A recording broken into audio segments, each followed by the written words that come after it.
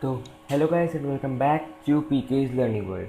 So guys, as usual, we will continue our chapter 3 with its exercise 3.5, and in this video, we are going to do its question 1. That is some kinds of equation or you can say linear equations जिसको हमको cross multiplication method से solve करना है. Okay, so let's start. देखो, अपन को इसके अंदर बोला है कि which of the following pair of linear equation has unique solution, no solution और infinite solutions. Okay, in case there is a unique solution, find it by using cross multiplication method. Okay, तो अपन को इसके अंदर बोला है कि अपन को जो इक्वेशंस दे रखी है, अपन को पहले बताना है कि इसके अंदर यूनिक सॉल्यूशन है, नो सॉल्यूशन है या फिर इनफाइनाइट सॉल्यूशन है. अगर उनके अंदर यूनिक सॉल्यूशन है तो क्रॉस मल्टीप्लिकेशन मेथड का यूज़ करके उसका सॉल्यूशन निकालो. अब इन्होंने अपन को ऐसा क्यों बोला है कि सिर्फ यूनिक सॉल्यूशन पे निकालो? क्योंकि देखो, अगर नो सॉल्यूशन हो, मतलब अगर नो सॉल्यूशन हो तो आपको पता है कि इसके अंदर सॉल्यूशन तो वैसे भी नहीं होगा, तो किसी से भी निकालो अपना आंसर निकलेगा नहीं ना. लेकिन अगर इनफाइनाइट सॉल्यूशन हो, अगर आपके पास इनफाइनाइट सॉल्यूशन होंगे उस इक्वेशन में, तो आप क्रॉस मल्टीप्लिकेशन मेथड से उसका सॉल्यूशन नहीं निकाल सकते. क्योंकि आप जब उसका पूरा सॉल्व करोगे तो लास्ट में आपके one by one equal to मतलब ये आपकी one by one equal to one by one आ जाएगा, जो जिससे आप इसका सॉल्यूशन नहीं निकाल सकते, क्योंकि इसके इनफाइनाइट सॉल्यूशन है. अपना कोई पर्टिकुलर सॉल्यूशन तो है नहीं इसका जिससे आप अपने निकाल लें.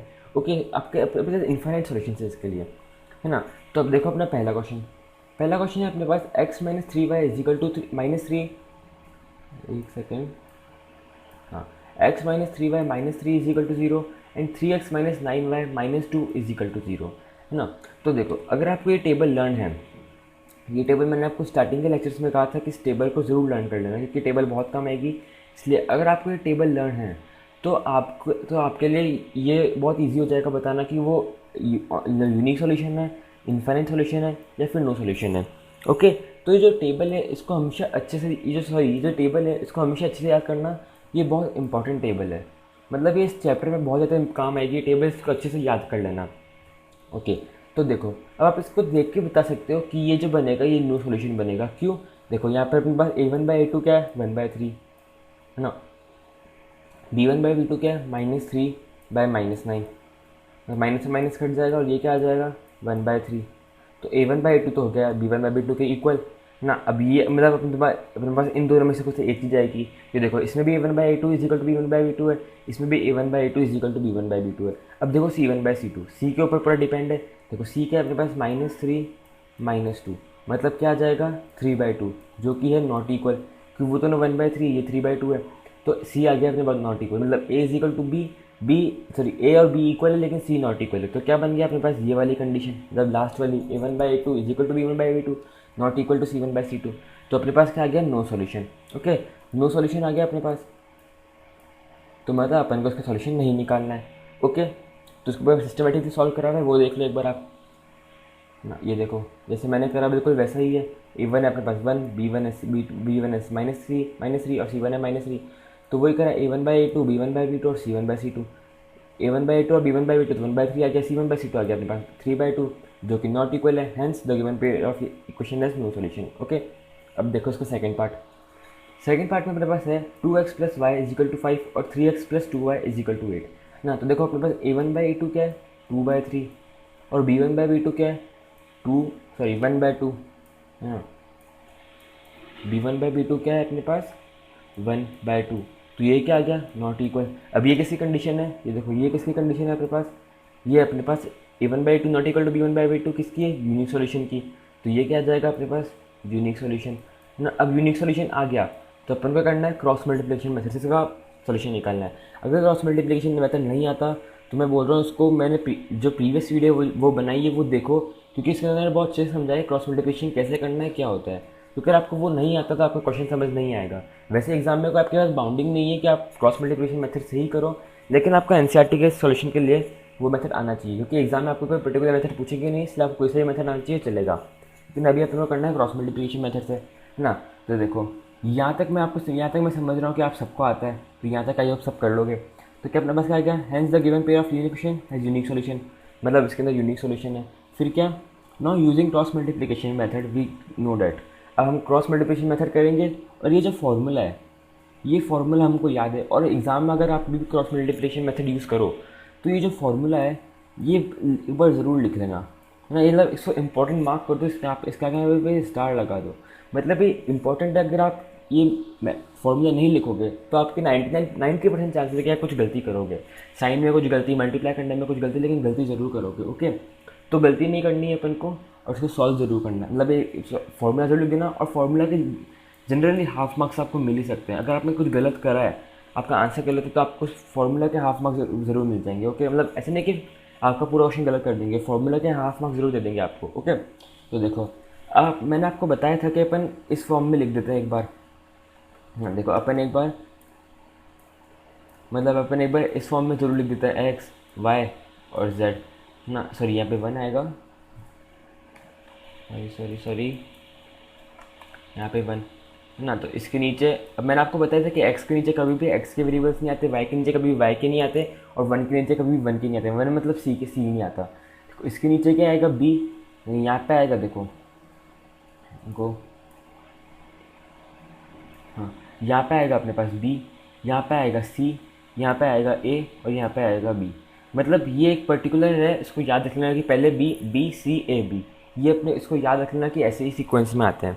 ओके, तो अब देखो बी में के पास क्या है, b1/b2 रखो पहले ना। b1/b2 क्या है अपने पास, देखो इस जगह से देख लो पूरा, ये जो अपने लिखा हुआ है ना पूरा, इसके तो इसको देख लो। तो b1 क्या है 1 और b2 क्या है 2, c1 क्या है -5, और हाँ साइन हमेशा साथ, मतलब साइन जैसे अगर किसी का माइनस साइन है तो ऐसा नहीं कि इसको सिंपल 5 लिख दो, जैसे -5 है, ऐसा नहीं कि सिंपल आप 5 लिख दो इसको, वो हो गया तो जाएगा। साइन हमेशा साथ में रखना उसके। ओके, यहाँ पे आ जाएगा आपके पास, एक सेकेंड, यहाँ पे आ जाएगा आपके पास -8।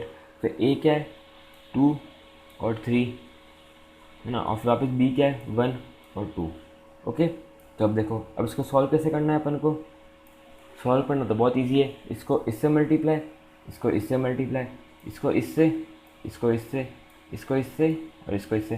तो क्या आ गया, x अपॉन, मैं सिर्फ x का लिख रहा हूँ, x और y का लिख देता हूँ, 1 का आप खुद लिख लेना। ओके, x और y का लिख रहा हूँ मैं सिर्फ।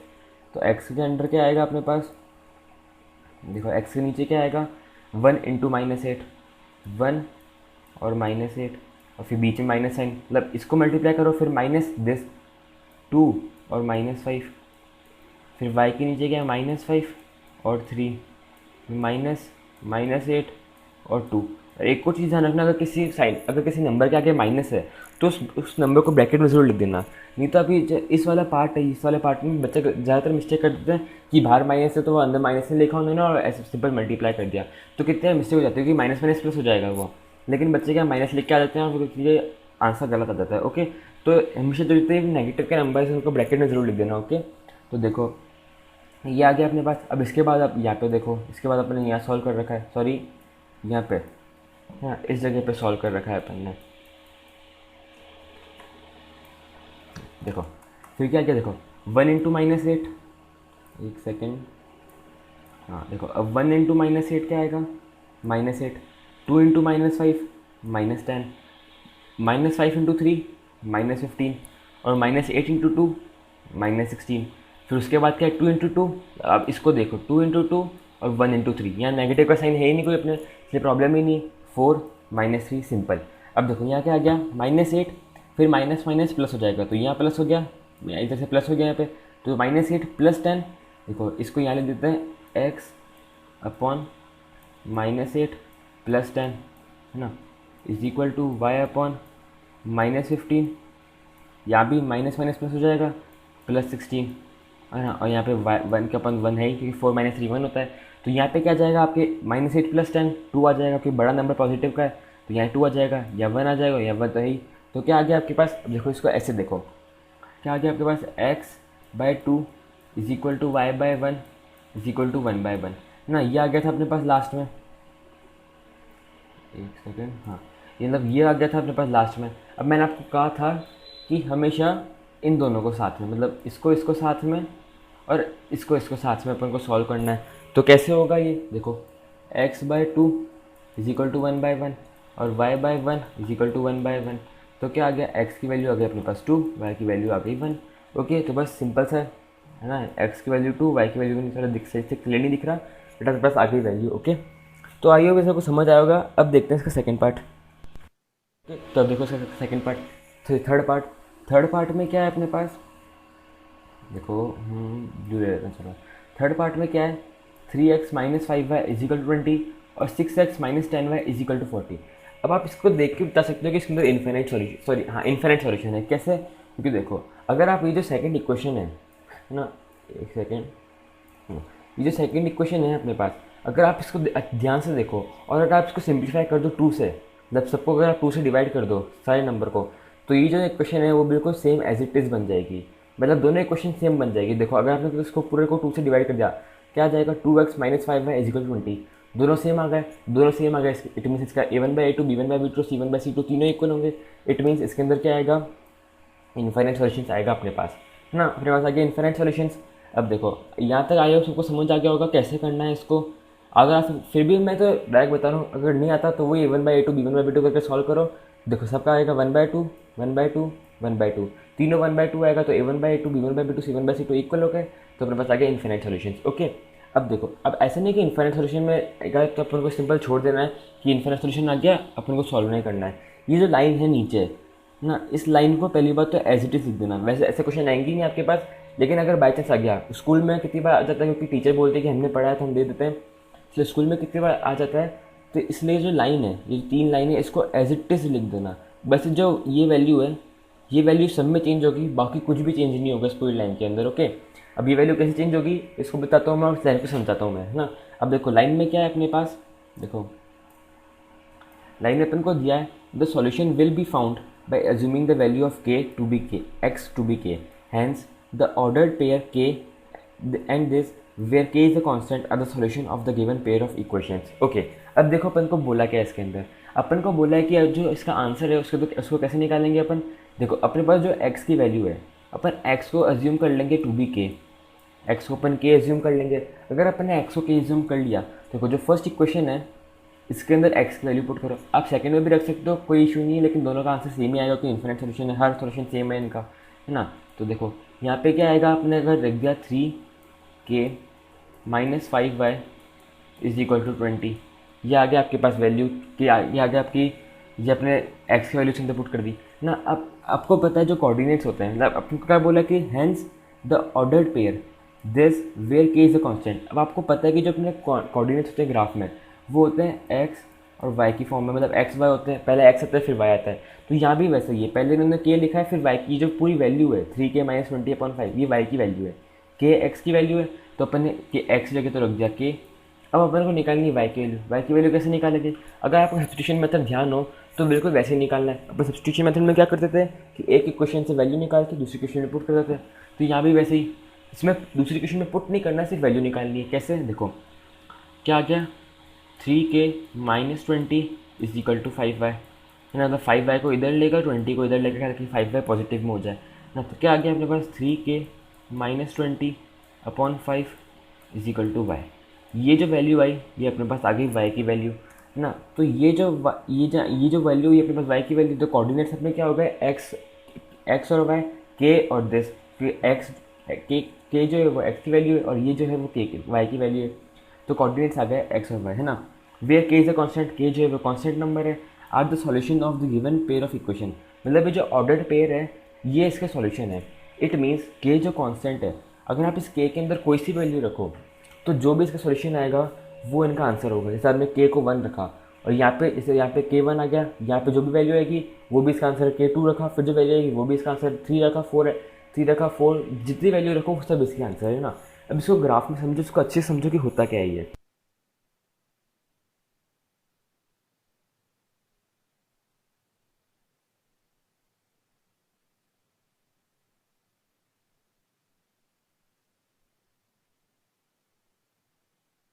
अपने पास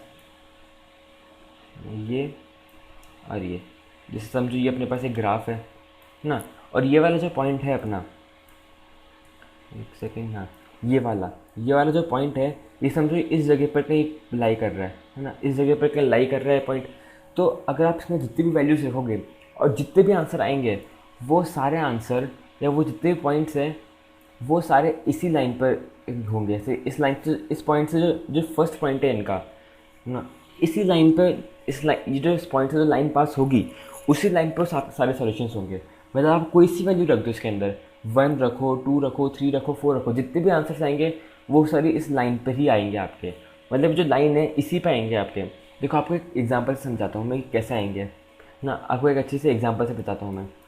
जैसे को इसको हटाओ एक बार, इस पूरे को हटा दो एक बार, है ना। देखो थोड़ा बड़ा ग्राफ लेते हैं। देखो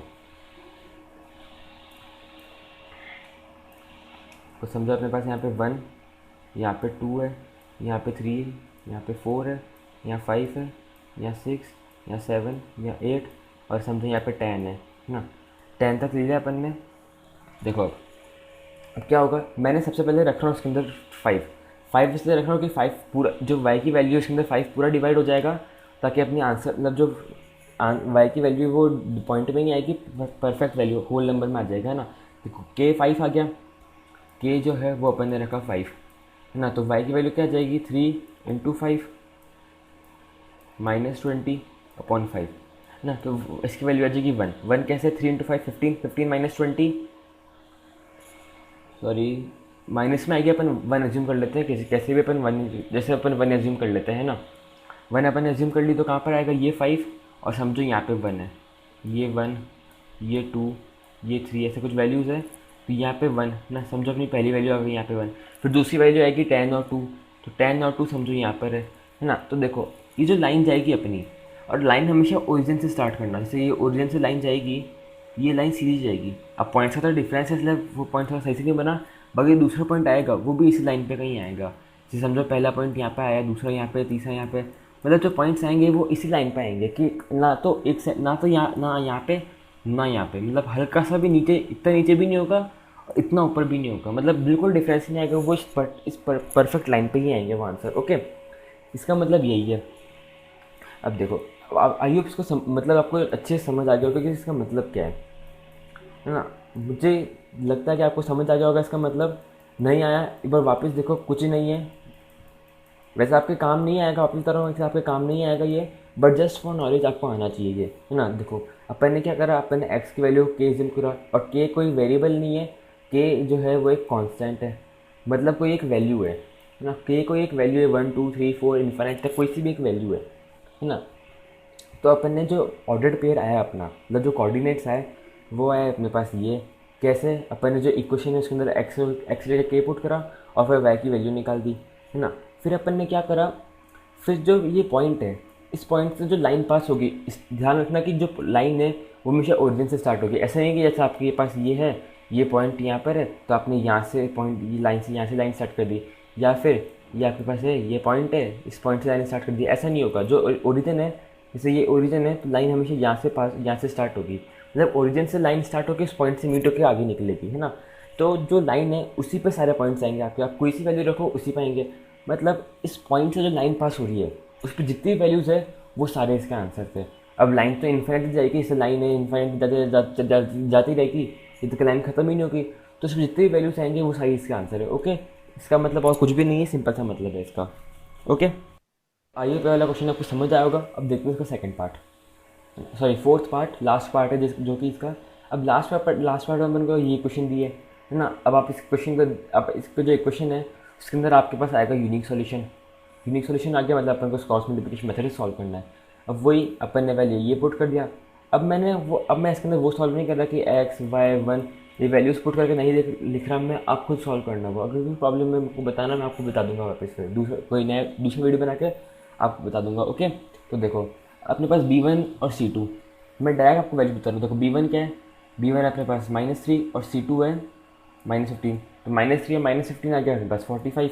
और B2 C1, B2 क्या है -3, C1 क्या है 7, तो -3 इंटू -7 होता है -21, लेकिन बाहर माइनस है तो वो -21 ही हो जाएगा। ऐसे ही यहाँ पे -21, यहाँ पे -15, -3, -9, तो आपकी वैल्यू आ गई है।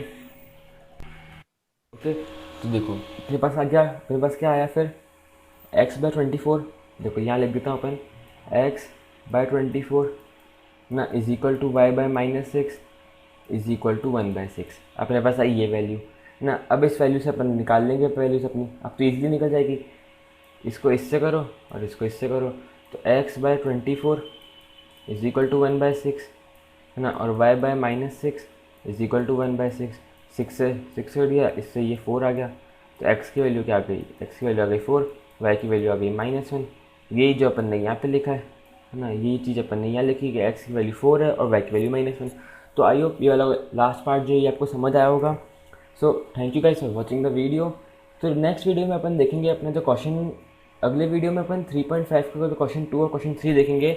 जो भी कुछ इक्वेशंस है, मतलब उस इक्वेशंस के अंदर अपन को क्या दे रखा है कि जैसे अपने पास होती है ना, जैसे a1 और a1x plus b1 plus c1 है ना, और एक और होती है अपने पास a2x plus b2y plus c2 है ना। तो अपन जैसे a1 b1 c1 और a2 b2 c2 में से कोई सी भी एक वैल्यू डाल के k दे देंगे अपन को। तो अपन को k की वैल्यू निकालनी है। ऐसे कुछ क्वेश्चन है जिसको बहुत मज़ा आएगा करने में।